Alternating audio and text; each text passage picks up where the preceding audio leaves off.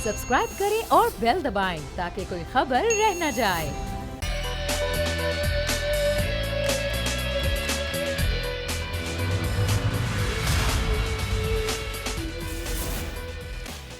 बिस्मिल्लाहिर्रहमानिर्रहीम, अस्सलाम वालेकुम। प्रोग्राम में मैं सुमैया रिजवान आपको वेलकम कहती हूँ। नाज़रीन, कल पूरे मुल्क में ईद उल अज़हा अक़ीदत और जोश जज्बे के साथ मनाई जाएगी और ज़ाहिर है इस तमाम तर सूरत हाल में आपने कोशिश भी करनी है कि अपना और अपने घर वालों की जो हिफाजत है सेहत के हवाले से उसका ज़रूर ख्याल रखिए। और ये पैगाम देना इसलिए भी ज़रूरी है क्योंकि कोरोना वायरस की वबा एक बार फिर सर उठा रही है और ये हमारे दरमियान मौजूद है। डेल्टा प्लस वायरस जो है वो ज़्यादा ख़तरनाक है और आज हम अपने प्रोग्राम में इसी हवाले से बात करेंगे क्योंकि बार बार ये कहा जा रहा है, डॉक्टर्स भी कह रहे हैं, हुकूमत भी कह रही है कि ईद उल अज़हा ज़रूर मनाइए लेकिन हिफाजत एहतियात बहुत ज़रूरी है।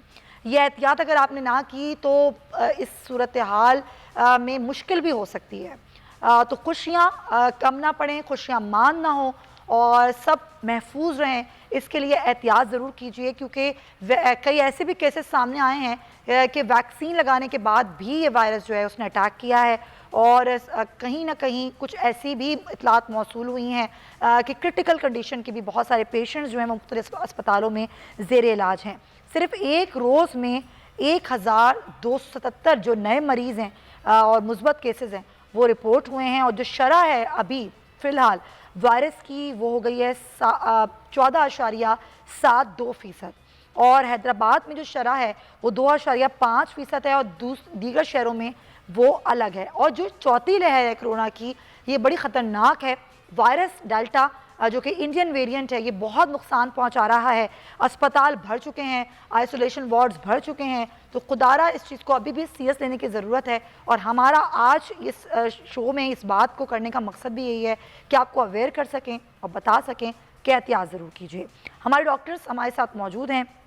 डॉक्टर आना जवाद असगर साहब हमें ज्वाइन कर रहे हैं, माहिर वबाई अमराज हैं, आपका बहुत शुक्रिया। और secretary general Pakistan Medical Association doctor Qaiser Sajjad साहब भी हमें ज्वाइन करें। दोनों हजरात का बहुत शुक्रिया। डॉक्टर आना साहब, मैं आपसे गुफ्तगू आगाज़ करना चाहूँगी। ज़रा हम बता रहे हैं कि चौथी लहर आ चुकी है। डेल्टा वायरस जो कि इंडियन वेरिएंट है वो बहुत तबाही मचा रहा है। जो मैंने पैगाम दिया ज़रा आप, मैं चाहूँगी कि आप भी इसको इंडोर्स करें और क्या सूरत हाल है फ़िलहाल अभी अस्पतालों की और मरीज़ों की और किस तरह से डेल्टा जो है वो असरअंदाज लोगों पर हो रहा है, इस हवाले से हमें बताइए। जी बहुत शुक्रिया और इनवाइट करने का, आपका इस अहम मौजू पे गुफ्तगू का ये मौका भी आपने दिया। देखिए, जो डेल्टा जैसा आपने बताया है कि दुनिया के अंदर ये एक तबाही ला रहा है और उसकी वजह ये है कि ये जो पुराना वायरस था उसके मुकाबले में 200% ज़्यादा आसानी से एक इंसान से दूसरे इंसान को लग जाता है, यानी कि 200% ये ईजियर है एक इंसान से दूसरा इंसान पे जंप करने को। तो इसको मौके बहुत थोड़ा चाहिए, एनकाउंटर बड़ा थोड़ा चाहिए। तो इस वजह से आपने जो देखा है कि इंडिया में जो केसेस बढ़े थे अभी पिछले दिनों और उनकी जो सर्ज आई थी या पीक आई थी वो तकरीबन 4 लाख रोज़ाना केसेस से ऊपर हो गए थे। उनकी डेथ्स जो थी वो 4000 से ज़्यादा डेली रिपोर्ट हुई थी, जबकि जो मुख्तात अंदाजे हैं वो ये कहते हैं कि अमवात इससे तकरीबन 10 गुना ज़्यादा थी। उसके साथ यही डेल्टा वायरस फिर हमें मिलता है नेपाल में, श्रीलंका में, मालदीव्स के अंदर और वहाँ पे भी इसी, और बांग्लादेश के अंदर और वहाँ भी इसी तरह केसेस बढ़े और अस्पतालों पे दबाव पड़ा। इस वक्त सबसे ज़्यादा इंडोनेशिया में इसने अस्पतालों को बिल्कुल चोक किया हुआ है और वहाँ पे भी केसेस और अशरह अमवात बढ़ रही हैं। हमारी 4th वेव जो शुरू हुई वो समझिए कि जुलाई के बिल्कुल आगाज़ के साथ ही वो शुरू हो गई थी और उसके बाद हमारे केसेस बढ़ते जा रहे हैं और ये इंतहाई ख़तरनाक है। और इसमें जो आपने बिल्कुल सही कहा, हमें बहुत रिपोर्ट्स मिल रही हैं कि वैक्सीनेटेड लोगों को भी ये हुआ है। उनमें माइल्ड होती हैं सिम्टम्स लेकिन हो रहा है, बच्चों में हो रहा है, छोटे बच्चों में ज़्यादा हो रहा है। तो इस वजह से हमें मुकम्मल तौर पे एहतियात करने की ज़रूरत है, स्पेशली इस ईद उल अज़हा पे जहाँ लोग बहुत पार्टीज़ करते हैं और घरों के गर्मियाँ हैं, एयर कंडीशन लगा के पूरी एक्सटेंडेड फैमिली इकट्ठी होती है और उसमें अगर 1-2 भी मरीज़ आ गए हैं 50 आदमियों के अंदर जो वहाँ इकट्ठे बैठ के खाना खा रहे हैं तो उनके जरासीम फिर एयर कंडीशन के ज़रिए सर्कुलेट होते हैं और उन लोगों को लगते हैं जो मरीज़ नहीं होते और इस वजह से हमें 1 से फिर 10 केसेस मिलते हैं। बिल्कुल आप सही कह रहे हैं डॉक्टर साहब। हमारा भी कुछ कहने का मकसद इस तरह नहीं है, नाज़रीन कहीं ये समझें कि खुशियाँ ना मनाएं, बिल्कुल खुशियाँ मनाएं लेकिन एहतियात के साथ। एहतियात बहुत लाजिम है। अगर आप दावत करना भी चाहते हैं तो कोशिश करें कि कम से कम लोग जो हैं वो एक गैदरिंग में हों, ताकि ये वायरस फैलने का खदशा भी कम हो। डॉक्टर साहब, डॉक्टर कैसर सज्जाद साहब, आपके पास भी पेशेंट्स आते हैं, और जिस तरह हमने बच्चों की बात की, आज ही खबर में पढ़ रही थी कि बच्चों में बहुत ज़्यादा ये डेल्टा वायरस जो है वो अटैक कर रहा है। डेफिनेटली क्योंकि बच्चे जो हैं उनकी वैक्सीन भी अभी नहीं हो रही है, और अभी इस तरह के कोई ट्रायल्स भी बच्चों पर नहीं हुए हैं, तो बच्चे इसका निशाना बन रहे हैं। आप क्या बताएंगे कि बच्चों की ख़ास तौर पर ईद उल अज़हा बच्चे जानवरों के साथ होते हैं, और आज आखिरी दिन, और कोई बच्चा घरों में ऐसा नहीं होगा जो घरों में बैठेगा और माँ बाप की बात सुनेगा, तो माँ बाप किस तरह से एहतियात करें और बच्चों को करवाएं एहतियात? बिस्मिल्लाहिर्रहमानिर्रहीम। बहुत शुक्रिया सुमैया आपका। देखें, बात सारी ये है कि ये तो बड़े भी नहीं सुन रहे हैं, और ये 26 फरवरी 2020 से ये पहला केस जब रिकॉर्ड हुआ था, और पाकिस्तान मेडिकल एसोसिएशन ने 22 जनवरी 2020 को मुतनब्बे किया था कि चाइना के शहर वुहान में 6 लोग इंतकाल कर गए हैं और 300 लोग बीमार हैं एक बीमारी में जिसका नाम है कोरोना वायरस। उस वक्त हमने ये बात करनी शुरू की कि लोगों को बताया था एसओपीज क्या है और ये सारी चीजें। लेकिन आज तक मैं ये देख रहा हूँ कि बच्चों की तो मैं बात ही नहीं करूंगा, बड़े नहीं मान रहे हैं। और बड़े जो है, आपके फुटेजेस जो मैं देख रहा हूँ टेलीविजन पे, तो बकरा जो मवेशी मंडी है और वहां से लोग आ रहे हैं जा रहे हैं, किसी ने भी ना कोई मास्क पहना हुआ है, ना बेचने वाला ना ही खरीदने वाला मास्क पहन के वहां घूम रहा है। तो ये मैं समझता हूँ कि ये तो बहुत बड़ी प्रॉब्लम है। और इसमें जो मेजॉरिटी लोग हैं जो प्रॉब्लम में आए हैं, और अब तक जो स्टेटिस्टिक्स हमें बता रही है वो एल्डरली पीपल की है, यानी कि 50 साल से ज्यादा या 60 साल से ज्यादा उम्र के लोग बहुत ज्यादा वल्नरेबल हैं, उनके बड़े चांसेस हैं कि वो बीमार हो। फिर उसके बाद जो नौजवान तबका है वो बीमार हो रहा है। उसके बाद बच्चों की का नंबर आता है। ऑफ कोर्स कि ये, चूंकि हम ये कह रहे हैं कि बच्चे भी इन्फेक्टेड हो रहे हैं, जो कि कम उनकी तादाद है, लेकिन अगर किसी घर का एक बच्चा भी इस बीमारी में मुब्तला होकर इंतकाल हो जाए तो बड़े अफसोस की बात होगी। और मैं समझता हूँ कि इसकी जिम्मेदारी सारी पेरेंट्स पे आयद होगी या वालिदैन पे आयद होगी कि जिन्होंने अपने बच्चे को ऐसे माहौल में इन्फेक्टेड किया। और उसमें बड़े लोग इन्वॉल्व होंगे कि जो कि अपने बच्चे को लेके ऐसे बकरा पीढ़ी पे या मवेशी मंडी पे या ईद के दिन चले गए, गले मिलवा रहे हैं, हर आदमी से मिल रहे हैं। तो मैं समझता हूँ कि ये तो खुदकुशी कहलाएगा। मैं समझता हूँ कि अगर आप जानबूझ के, और देखिए ये एक बीमारी है सुमैया, मैं बार बार ये कह रहा हूँ कि ये बीमारी है। जिस तरह से आप डायरिया में बीमार होते हैं, मैं ईएनटी का डॉक्टर हूँ, मेरे पास गले की बीमारी के लिए लोग आते हैं, कान की नाक की बीमारी के लिए आते हैं, और जो मैं बताता हूँ उनको एडवाइस देता हूँ कि देखिए आपने ठंडी चीजें खट्टी चीजों का परहेज करना है, ये दवाइयां इस तरह से लेना है, तो आप लोग अमल करते हैं, उसको फॉलो करते हैं। तो ये कोरोना वायरस भी यही चीज है। और ये डॉक्टर, जो भी डॉक्टर आपको जब हिदायत दे रहा है तो खुदारा इसको मानना चाहिए। जो लोग नहीं मानते हैं उनको प्रॉब्लम होती है। तो मैं समझता हूं कि बच्चों का चूंकि अभी डाटा मौजूद नहीं है, अभी रिसर्च चल रहा है, इसलिए अभी वैक्सीन इनको नहीं लगाई जा रही है क्योंकि वो तादाद नहीं है। पहले उन लोगों को, जो बड़े लोग हैं, जो कि वाकई कैरियर हैं, जो कि वाकई इंतकाल ज्यादा कर रहे हैं, ज्यादा प्रॉब्लम में हैं, वो लोग जो कि कोमॉर्बिड हैं, यानी कि जिनको शुगर की बीमारी है, ब्लड प्रेशर की बीमारी है, उनको ये दरखास्त की जा रही है कि खुदारा वो खाम खा क्राउड में ना जाए। और उनके घर में जो नौजवान तबका है उनसे कहा जाता है कि आप क्राउड में ना जाएं। लेकिन अफसोस की बात ये कि लोग अभी भी देखें, इतना अरसा हो गया है, फरवरी 2020 से लेकर आज हम जुलाई 2021 में हैं, लेकिन आज भी हम इस चीज़ को सीरियस लेने को तैयार नहीं है। बल्कि कुछ लोग तो मजाक उड़ाते हैं, अभी भी ये कहते हैं कि वायरस नहीं है, ये सिर्फ और सिर्फ एक साजिश है और देखो कुछ नहीं होता। लेकिन जिनको हुआ और जिनके प्यारे इस दुनिया में नहीं रहे हैं वो ज़्यादा बेहतर बता सकते हैं कि ये वाक़ईतन है, ये एग्जिस्ट करता है और ये जानलेवा भी है। तो डॉक्टर राना साहब, जिस तरह भी आपने कहा कि ये चौथी लहर और ये डेल्टा वायरस ये पिछले लहर से ज़्यादा ख़तरनाक है, ऐसा क्यों होता है कि हम जब से ये वायरस हमारी ज़िंदगियों में आया है, पेंडेमिक है, हम देखते हैं कि हर दफ़ा जो नई वेव होती है वो पिछली वेव से ज़्यादा ख़तरनाक होती है। ये म्यूटेशन हो ही जा रही है और हम देख रहे हैं म्यूटेट होके वायरस आगे बढ़ता ही चला जा रहा है। हम कब तक ये सूरत हाल देखेंगे, कोई अंदाज़ा है इसका कि कितने साल हमें इस तरह का म्यूटेट और ख़तरनाक वायरस अपने दरमियान देखना होगा? देखिए, ये नेचुरल फिनोमिना है। अगर आपने सुना होगा सर्वाइवल ऑफ द फिटेस्ट, वो स्पीशीज जो है मुख्तलिफ जो हम जानदार हैं, बेहतर से बेहतर नस्ल लाने की कोशिश करते हैं जो दुनिया में कामयाब हो। ये इंसान भी करता है, ये बाकी जानवर भी करते हैं। इसी तरह ये वायरसेस और बैक्टीरियाज भी यही करते हैं कि अपने आने वाली नस्लों को ज़्यादा ताकतवर, ज़्यादा जानदार, ज़्यादा सर्वाइव करने के काबिल बनाते हैं। और क्योंकि ये वायरस जो है कोरोना वायरस का, इसको पूरी दुनिया में फैलने का मौका बहुत ज़्यादा मिला है। इतना शायद रीसेंट हिस्ट्री के अंदर हमें 100 साल के अंदर कोई और वायरस इतनी तेज़ी के साथ फैलता हुआ नज़र नहीं आता। तो जितनी तेज़ी के साथ फैलता है उतना ही उसके पास ज़्यादा चांसेस हैं वो अपने वेरिएंट्स पैदा करने के। और सिर्फ ये एक नहीं उसने पैदा किया, ये डेल्टा नहीं किया।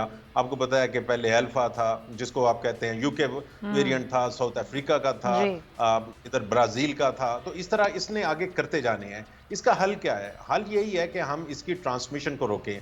और वो हम कैसे रोक सकते हैं? एक तो वैक्सीन, और दूसरा हम अपने मास्क पहन के, सोशल डिस्टेंस रख के, हवादार जगहों पे जाके और क्राउड्स वाली जगहों को मुकम्मल आप ना जाइए, स्पेशली जब वो इनसाइड हो, पार्टीज हैं। ये मैं इस वजह से बात कर रहा हूँ कि इस ईद के ऊपर लेकिन डॉक्टर साहब देखें, पार्टीज तो बाद में होंगी, पहले कल कुर्बानी का सिलसिला होगा। जब लोग कुर्बानी करते हैं, लोग होते हैं, एक हुजूम होता है, बाज़ औक़ात इज्तिमाई कुर्बानी का सिलसिला भी होता है, और वहाँ पर भी ज़ाहिर इतना नहीं ख्याल रखा जाता। इसको प्रैक्टिकली कैसे करें? क्योंकि हम कह सकते हैं, आप कह सकते हैं, ये मैसेज मैं कन्वे कर सकती हूँ, लेकिन जब हम ग्राउंड रियलिटीज़ की बात करते हैं तो ऐसा होता नहीं है। बड़े बड़े इज्तिमात होते हैं, वहाँ पर कैसे मुमकिन बनाया जाए कि लोग ख्याल रखें और मास्क भी पहने ड्यूरिंग जब ये हो रहा हो सारा कुर्बानी का अमल?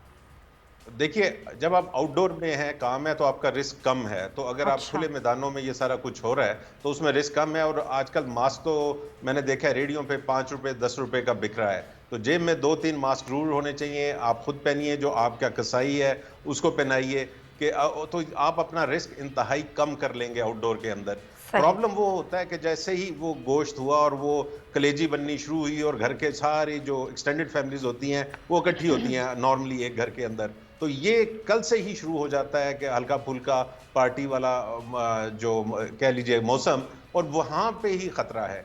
अगर हम उससे एतराज़ करें, अगर एतराज़ नहीं कर सकते तो बाहर अपने पोर्चेस के अंदर, लॉन्स के अंदर या छत के ऊपर खुली जगह पे बैठ के खाइए। जब आप इवन बाथरूम भी यूज़ करते हैं किसी के घर जाके, तो एक्चुअली आप अगर खुदा ना खास्ता आप इन्फेक्टेड हैं तो आपका वायरस उस बाथरूम में काफ़ी देर तक रहता है। तो इस वजह से इंतहाई ज़रूरी है कि इन दिनों में अगर आप रोक नहीं सकते और मेहमान आने ही आने हैं तो आपकी खिड़कियां दरवाजे खुले हों। एयर कंडीशन का इस्तेमाल सिर्फ उस वक्त कीजिए जब, और अभी तो मौसम भी बेहतर है पूरे मुल्क का, तो वेंटिलेशन ज़रूर होनी चाहिए बजाय इसके कि एयर कंडीशन हो और आप एक बंद सफोकेटेड रूम में बैठें। बहुत अच्छा आपने मैसेज दिया। डॉक्टर कैसर साहब, गोश्त के हवाले से क्या एहतियात करें? क्योंकि ज़ाहिर है गोश्त बटता भी है, दिया भी जाता है, फिर आता है घर, फिर उसको पकाया जाता है। इस सूरत हाल में गोश्त आने से, कटने से, पकने तक के अमल में क्या एहतियात की जा सकती है?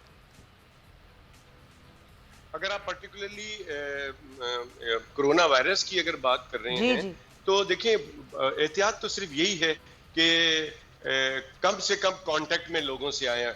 और इससे पहले जो एक एहतियात है वो एहतियात जो आप कल के लिए देखेंगी कि जब तमाम लोग सुबह सुबह ईदगाह जाएंगे नमाज पढ़ने के लिए, वहाँ मुझे डर है कि बहुत सी जगहों पे ये तो कहा गया है कि मस्जिद में नमाज ना पढ़ाई जाए, लेकिन बहुत सी जगहों पे जगह नहीं होती है तो मस्जिद में नमाज पढ़ाई जाती है। तो खतरा इस बात का है कि लोग नमाज पढ़ने के बाद गले भी मिलते हैं और ये गले ना मिलें बार बार। Doctor Azra point taking. Doctor साहब, हम वापस आए अपने प्रोग्राम पर और हम गुफ्तगू करें कोरोना वायरस की चौथी लहर के हवाले से। ईद उल अज़हा है कल और ज़ाहिर तैयारियां की जा रही हैं, मवेशी मंडियों में रश बढ़ चुका है और कल ईद कुर्मा है, तो इसमें आपने किस तरह से अपना ख्याल रखना है और इस बात को भी मद्देनज़र रखना है कि वायरस हमारे दरमियान मौजूद है। अपना और अपनी फैमिली के तहफ़्फ़ुज़ के लिए आप किस तरीके से इस ईद उल अज़हा की खुशियाँ भी मनाएं और एहतियात भी करें। तो हमारे डॉक्टर आज़ाद हमारे साथ मौजूद हैं, उनसे हम गुफ्तगू भी कर रहे हैं। डॉक्टर कैसर साहब से हम गुफ्तगू कर रहे थे और उन्हीं से गुफ्तगू दोबारा से करेंगे। डॉक्टर साहब, अभी आप बता रहे थे कि ज़ाहिर तमाम तर खुशियों में हमें जो एहतियात करनी है, और मैं आपसे यही पूछना चाह रही थी कि जब गोश्त जो कुर्बान जानवर होने के बाद गोश्त आने से गोश्त बटने तक, गोश्त पकने तक का जो अमल है, उसमें तमाम लोगों को एहतियात किस तरह करनी है कोरोना की? देखिए, उसमें कोई ऐसा कोई वो नहीं है। जो घर के अंदर गोश्त आ रहा है नॉर्मल, वो तो बिल्कुल वैसे ही जैसे धोया जाता है, धोने के बाद उसको ख्वातीन जो है थोड़ा बहुत स्टोर करती हैं और उसके बाद कुछ बांट देती हैं। लेकिन जो सबसे बड़ा इशू आता है कि जहाँ पर बड़े पैमाने पे कुर्बानी की जाती है और उसके बाद उसको वहीं गरीबों में, गुरबा में उसको डिस्ट्रीब्यूट की जाता है। तो जब डिस्ट्रीब्यूट होता है तो वहाँ पर हजारों लोग आ जाते हैं लेने के लिए और एक हुजूम होता है, बड़ा रश होता है कई कई जगहों पे। तो मैं समझता हूँ कि इसका एक सिस्टम होना चाहिए, क्योंकि वहां से जो है ये बीमारी जो लोग गोश्त बांट रहे हैं उनको भी लग सकता है और जो लोग उसके एतराफ हैं उनको भी लग सकता है ये बीमारी। तो मैं समझता हूँ कि हुजूम का जो सिस्टम है उसको अवॉइड करना चाहिए। ऐसा कोई काम नहीं करें कि बस ये एक असल मैसेज है। ठीक है डॉक्टर साहब, पॉइंट टेकन। वक्त कम है, ब्रेक लेना है, उससे पहले शॉर्ट टेक डॉक्टर राना साहब का भी मैं लेना चाह रही हूँ। टाइम है हमारे पास इतना? ठीक है, मैं ब्रेक लेना है। बहुत शुक्रिया डॉक्टर राना जवाद साहब, आपका भी। डॉक्टर कैसर सज्जाद, आपका भी बहुत शुक्रिया। ब्रेक के बाद वापस आएंगे तो कुछ दीगर मौजूआत को भी प्रोग्राम का हिस्सा बनाएंगे।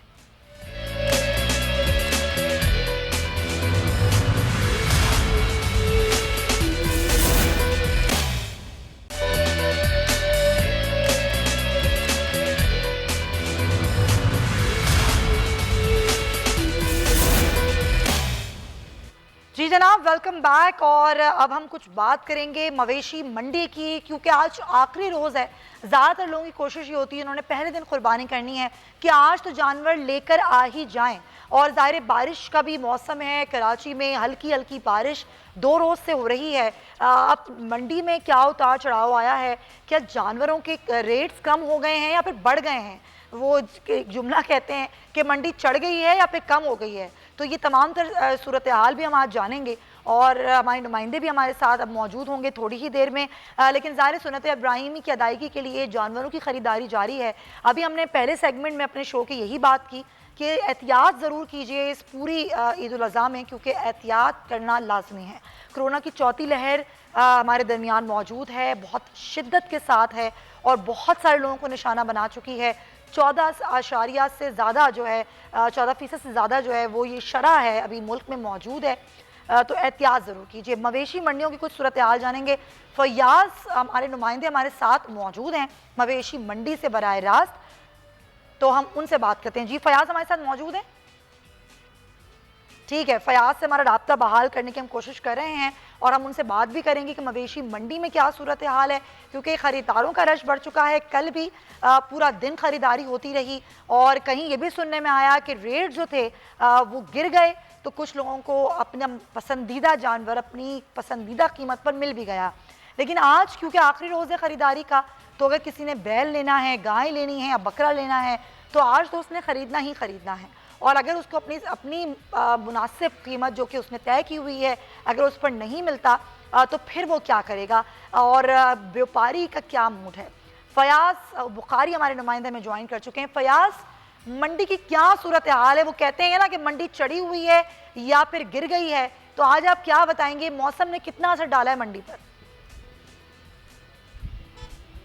जी, अगर इस एशिया की सबसे बड़ी मवेशी मंडी की बात की जाए तो बहुत सारा माल जो है वो यहाँ से फ़रोख्त हो चुका है और यहाँ पर बहुत ही थोड़े से जानवर मुझे नज़र आ रहे हैं। मेरे कैमरामैन हसनैन भी अगर आपको इस वक्त कुछ सूरत हाल दिखाएं कि आसपास जो है वो तकरीबन जो है वो फ़रोख्त हो चुका है। हमें तकरीबन प्लॉट जो है वो खाली नज़र आ रहे हैं और जिसके बाइस जो है वो शहरियों की बड़ी तादाद जो है वो जानवर ले जाने में शायद कामयाब हो गई है। रेट्स कितने हैं कितने नहीं है वो भी हम आपको बताएंगे। हमारे साथ एक व्यापारी भी मौजूद है। आप ये बताइएगा कितने जानवर आप लेकर आए थे और अब सारे फ़रोख्त हो गए या कुछ बाकी हैं आपके?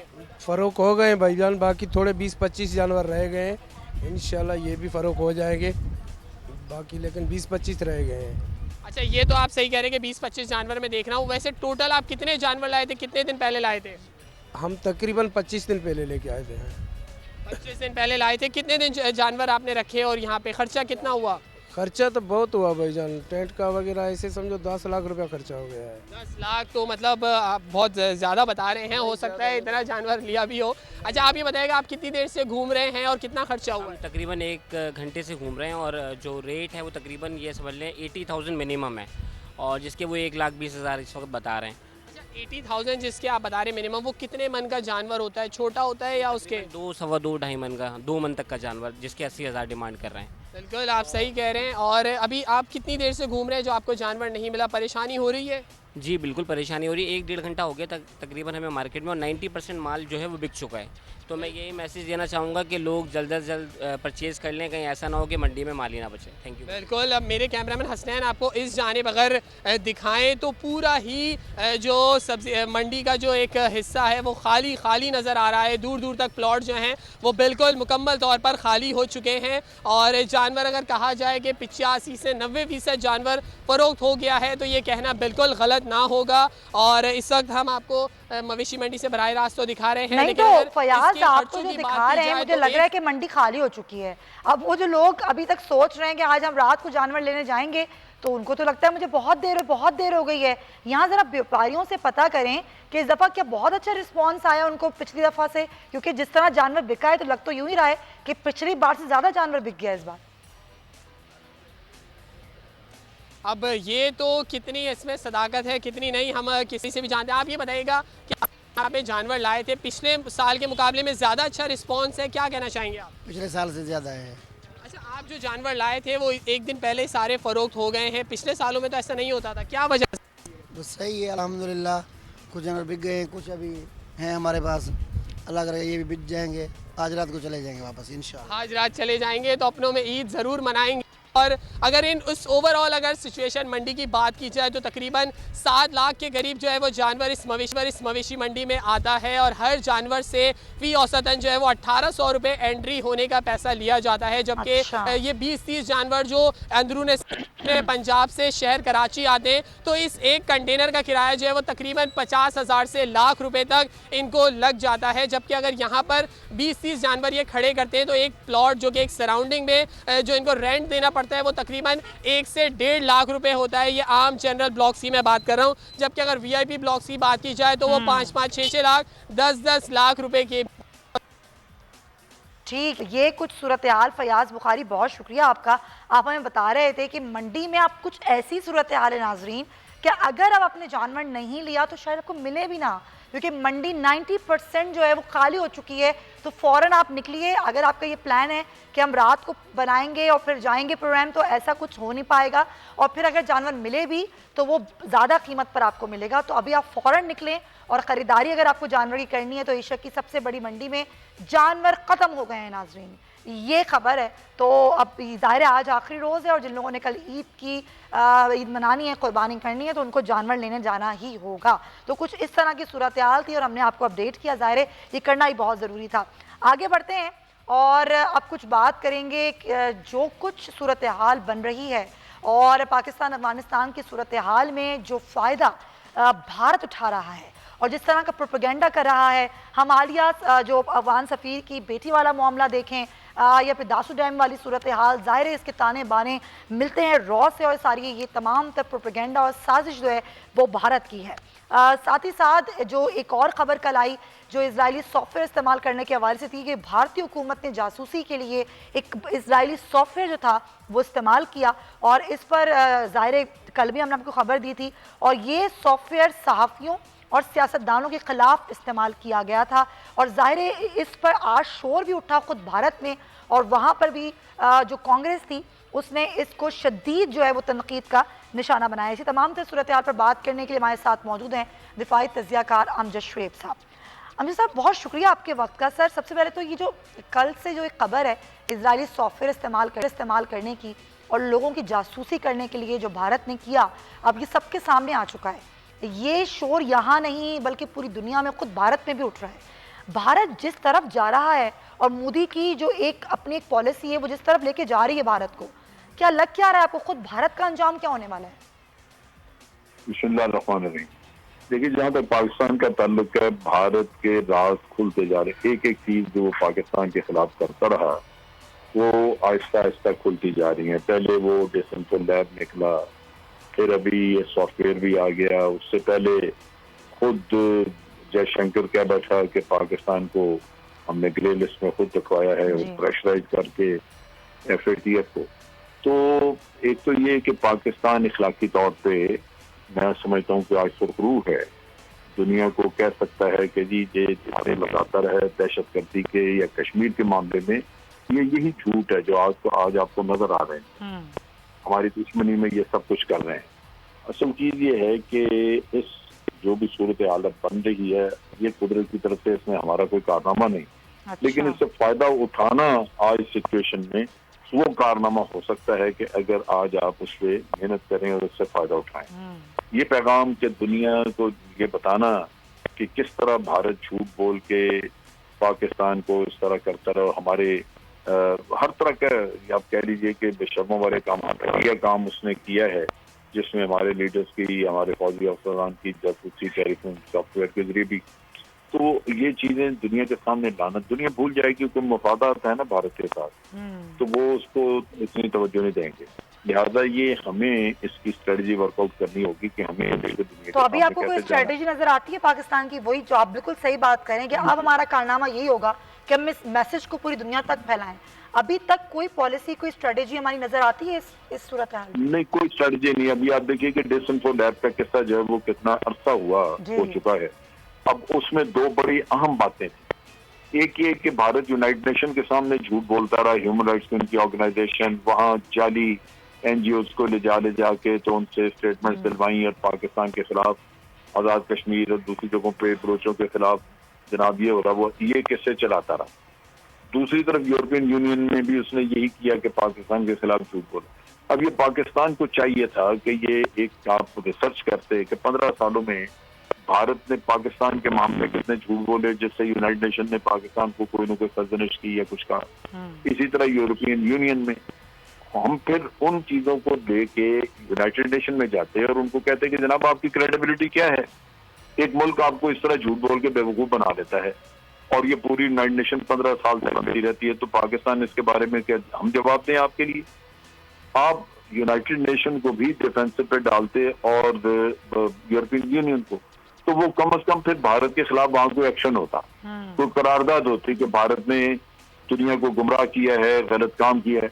हमने वो निकाली ही नहीं चीजें। जो 15 साल का रिकॉर्ड है उसका डिसेंफो लैब का, उसमें से ये ढूंढने की जरूरत थी कि आप सारा को निकालते, लेकिन मेरा नहीं ख्याल कि उस पर कोई काम किसी ने किया। बस हमारा यही होता है, एक दिन शोर वोर मचाया, उसके बाद ये जब हो जाए बात खत्म हो जाती। तो सर ये अभी फैटफ वाला मामले पे जो वजीर खारजा का एतराफ़ है और फिर ये जो इजरायली सॉफ्टवेयर इस्तेमाल करना जासूसी के वजह से, इन दोनों चीज़ों पे क्या लग रहा है आपको कि हम कुछ करेंगे, पॉलिसी अपनी मुरतब करेंगे कि आगे हमने किस तरह से इसको लेके जाना है? हुकूमत कह तो रही है, शाह महमूद कुरैशी ये कह रहे हैं कि हम ये मसला उठाएंगे FATF के प्रेसिडेंट के साथ भी और मुख्तलिफ हुकूमतों के साथ भी, लेकिन जब तक हो नहीं जाता शक रहेगा, क्योंकि हमेशा हम सुनते तो हैं ये, लेकिन फिर चूंकि इन चीज़ों पे मेहनत करनी होती है, आपको काम करना पड़ता है, वो इसी तरह फिजल आउट हो जाती हैं, काम नहीं होता। तो अभी ये कह रहे हैं, लेकिन देखना होगा कि, और फिर ये कि जल्दी करना चाहिए। जब ये वो कहते हैं ना कि उस वक्त जब लोहा गर्म हो फिर मारना चाहिए, तो लोहा ठंडा हो गया तो फिर आपने जाके अगर कुछ किया भी तो फायदा कोई नहीं। आज अगर दुनिया में तलातम मचा हुआ है इजरायली इसका स्पाईवेयर का जो उन्होंने इस्तेमाल किया है सॉफ्टवेयर, तो ये केस गर्म है। अब इनको इस किस्से को अगर हम इसी तरह 15-20 दिन महीना बुला देंगे तो वो फिर दुनिया भी उसकी तवज्जो हट जाएगी, और दुनिया में इतनी चीजें हो रही हैं, फिर कोई नया किस्सा निकल आएगा कहीं से, तवज्जो उधर हो जाएगी। इसलिए जब ये वाकयात होते हैं फौरी तौर पे एक टीम लग जानी चाहिए इस पे कि फौरन इसके क्या पहलू हैं जिनसे हम फायदा उठा सकते हैं, और फिर दुनिया को उस पर मुताबिक करके तो उससे फायदा लेना चाहिए। बिल्कुल आप सही कह रहे हैं, और शायद ये अपनी प्लानिंग और अपनी हिकमत अमली हुकूमत सेट भी कर रही होगी। लेकिन पाकिस्तान अफगानिस्तान की जो सूरत हाल हम जो शेख साहब अभी हालिया दिनों में बन रही है, अगर हम बात करें कि जो मुलाकात उज़्बेकिस्तान में हुई, अगर अफ़गानिस्तान की हुकूमत की हमारी पाकिस्तान की हुकूमत की जो एक ताल्लुक़ है उसको आप कहाँ जाता हुआ देख रहे हैं, और ख़ास तौर पर जो आगे सूरत हाल बन रही है अफ़गानिस्तान की, उसको लेकर पाकिस्तान की स्ट्रेटजी आपको कहाँ नज़र आती है? देखिए, इस वक्त जो अशरफ गनी हुकूमत है वो भारत की जबान बोल रही है। बिल्कुल। वरना बड़ी सीधी सी बात है, जब हम ये कहते हैं कि भाई तालिबान भी मुज़ाकरात के लिए तैयार हैं, आप भी बैठें और आपस में तय करें, हम बाहर से ना आपको कोई हल दे रहे हैं ना कोई आपको दबाव डाल रहे हैं, फैसला आप लोगों ने करना, तो उसमें किसी और का क्या कसूर है? उसमें तो जो है ये इनका है कि अगर ये कोई अपनी हठधर्मी दिखाएं, कोई भी साइड अगर वो बिल्कुल ऐसा रवैया अख्तियार कर ले कि दूसरी साइड को कोई थोड़ा बहुत भी अकोमोडेट ना करे, ये तो गिव एंड टेक की बात है ना, कि आपने एक दूसरे के मौक़िफ़ को कुछ न कुछ ताकि विन विन सिचुएशन हो, ये तो नहीं होगा। और जो अशरफ गनी है उसका मसला दो है, एक तो ये कि जनाब आप हमें यूं कहते हैं, यूं क्यों कहते हैं कि बातचीत करें, अंदर से वो ये सोचता है, वो कहता है, उसका जी चाहता है, और हमें इंडिकेशन ये है कि वो कहता है जी तालिबान को छोड़े ना, आप अशरफ गनी को कहें कि ये अशरफ गनी हुक्मरान है, तालिबान को समझाएं कि इसको मान लो, ताकि वो सदारत पर बैठा रहे। दूसरी तरफ ये है कि जब से अमेरिका गया और फिर अमेरिका को जाके इन्होंने वहां जो बाइडन को कांटेक्ट किया, अमेरिका में जाके अब्दुल्ला ने और अशरफ गनी ने, तो उसने तो साफ इनको फारग कर दिया, उन्होंने कहा जाओ ये तुम्हारा काम है, अब जाके कहें हमारा कोई काम नहीं है इसमें। उसके बाद अब उसका आसरा सिर्फ भारत रह गया है, और क्योंकि भारत ने खुद यहाँ से अफगानिस्तान को डिस्टेबलाइज रख के पाकिस्तान के खिलाफ करना है काम, तो भारत का बहुत बड़ा मकसद मौजूद है पाकिस्तान दुश्मनी, और अगर वो पाकिस्तान दुश्मनी में अशरफ गनी भारत की, तो भारत उसको मिलिट्री एड देगा। आज वो उससे मांग रहा है, अगर भारत भी हाथ खींच ले तो अशरफ गनी का तो कोई पुरसाने हाल ना रहा, उसका तो दुनिया पूरी में वो बेयारो मददगार हो गया। तो एक भारत है जिसने उसका हाथ पकड़ा हुआ, बाकी सारी दुनिया कह रही है कि किसी की कोई मदद ना करें, ये अफगानी तभी बैठेंगे बातचीत के लिए, लेकिन भारत तो उसको तैयार है, क्योंकि भारत अपना नैरेटिव उसके जरिए बेच रहा है। तो ये हमें समझना चाहिए कि नैरेटिव ही बेच रहा है और उनका इस्तेमाल ही कर रहा है। क्या अफगानिस्तान खासकर अशरफ गनी को ये बात समझ में आ रही है कि इंडिया को कुछ ज्यादा दे नहीं सकता? नहीं, ये नहीं है। असल चीज ये है कि अफगानिस्तान में सारे लीडर खुद गर्ज हैं, करप्ट हैं, चोर हैं, पैसे लेते हैं, इधर से भारत से भी लिए, CIA से भी लिए, और इक़्तिदार में रहना चाहते हैं, मुल्क का मुफाद नहीं। असल चीज ये है कि अवाम जो अफगानिस्तान के हैं उनको सोचना चाहिए था कि इन लीडरों की खुदगर्जी में फंसे रहेंगे, ये हमें कभी मुल्क में अमन नसीब होगा। अमन नसीब होने के लिए बड़ी सीधी सी बात है कि ये दोनों फरीक बातचीत करेंगे, उसमें तो अमन की राह निकलेगी। ये बात नहीं करेंगे तो जो फरीक नाराज है, आज अशरफ गनी हुकूमत में, दूसरा फरीक जो वो अमन से तो नहीं बैठेगा, वो लड़ता रहेगा इसके खिलाफ, तो अफगानिस्तान का अमन तो खत्म हो गया ना, वहां पर खाना जंगी शुरू हो जाएगी। इसी तरह अगर तालिबान हुकूमत में बैठ जाएं तो अशरफ गनी कहीं ना कहीं लड़ता रहेगा, उसको कोई भारत या कोई मदद करता रहेगा, तो उसके भी सिपाही लड़ते रहे। नतीजा ये कि अफगानिस्तान में बदल नहीं होना। तो ये चाहिए कि ये मिलके बातचीत करके ऐसा लायामन लेके आए जिसके जरिए वो हुकूमत बने जो सबको कबूल हो, ताकि अफगानिस्तान में किसी भी कोने में कोई शोरश न रहे, कोई बगावत न रहे, और वो हुकूमत अफगानिस्तान के कोने कोने पे अपनी रिट कायम कर सके। पाकिस्तान की स्ट्रेटेजी आपको इस सूरत हाल में कितनी क्लियर नजर आती है? क्योंकि असर तो पड़ेगा पाकिस्तान पर पड़ेगा, खाना जंगी की सूरत हाल होगी या कोई भी सूरत हाल हो अफगानिस्तान में, पाकिस्तान की स्ट्रेटेजी कितनी क्लियर नजर आती है? हमारी स्ट्रेटेजी बड़ी क्लियर और बड़ी अच्छी है, दुरुस्त है, और वही है जो बाकी खिते के मुल्क रशिया वगैरह सारे कह रहे हैं कि जी हमें न्यूट्रल रहना चाहिए, इनको खुद फैसला करना चाहिए। हमारी स्ट्रेटेजी यही है कि ये खुद करें। फर्क सिर्फ इतना है कि इस स्ट्रेटेजी को अशरफ गनी तस्लीम करने को तैयार नहीं। वो ये कहता है कि पाकिस्तान का अगर इन्फ्लुएंस है तालिबान पे, तो वो चाहते कि जो अशरफ गनी कह रहा है वो मान लिया जाए। अब हमारा इन्फ्लुएंस ये तो नहीं है, तालिबान हमें ये कहेंगे कि जी हमने जो 20-21 साल जंग लड़ी वो आपके लिए लड़ी थी, कि आपकी बात सुनेंगे? वो तो नहीं। उन्होंने जो कुर्बानी अपने तौर पे दी है वो अपने मकासद के लिए दी है। सो वो बातचीत के हमारे प्रेशर में कुछ थोड़ी बहुत आगे बैठ जाना आके, वो तो ठीक है, लेकिन जो उनका मंशूर है, जो उनका मकसद है, जो उनकी सारी डिमांड थी, वो हमारे कहने पे तो नहीं वो उसको तर्क करेंगे। वो तो बातचीत नहीं, कुछ देंगे तो फिर ही किसी को कुछ देंगे। तो इस वजह से मैं नहीं समझता कि मौक़िफ़ में कोई खराबी, पाकिस्तान की पॉलिसी में कोई खराबी है। अगर खराबी है इस वक्त तो वो अफगानियों के अपने अंदर है, जहां वो एक दूसरे के साथ तावन नहीं कर रहे, और बड़े रिजिड किस्म के उन्होंने अपने स्टांस रखे हुए हैं कि मैंने जो कह दिया वो तालिबान भी कहें, ये भी कहें, तो फिर बात कहाँ होगी जाके, अगर अशरफ गनी भी यही कहे तो मसला ये बना। अच्छा अमजद शेख साहब, आखिर में ये अफगान सफ़ीर की बेटी के अगवा का जो मामला है, वज़ीर दाखिला ने तो कह दिया और तमाम शवाहिद भी उस तरफ जा रहे हैं कि ये अगवा का केस तो नहीं है।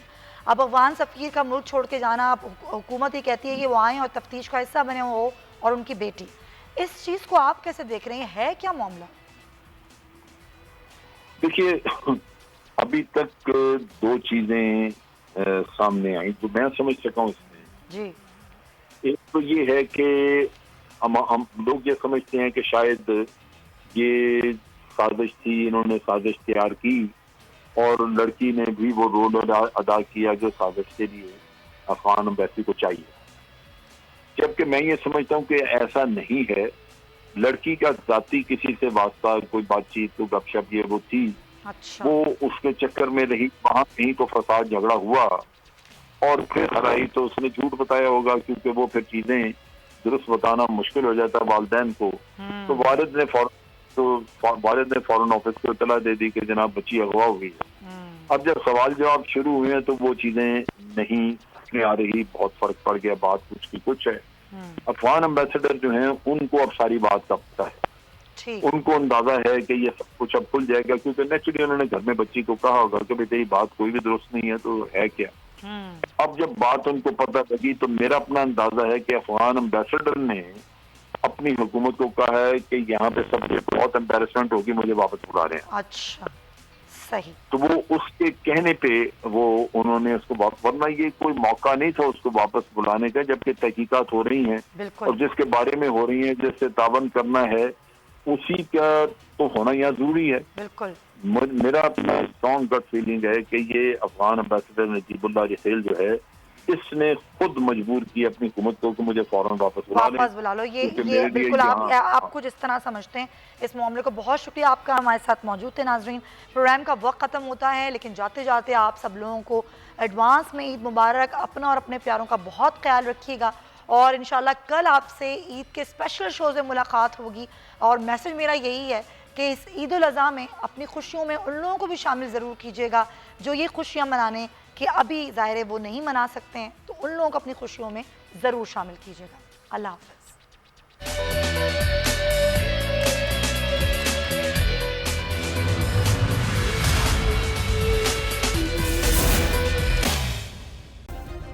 सब्सक्राइब करें और बेल दबाएं ताकि कोई खबर रह न जाए।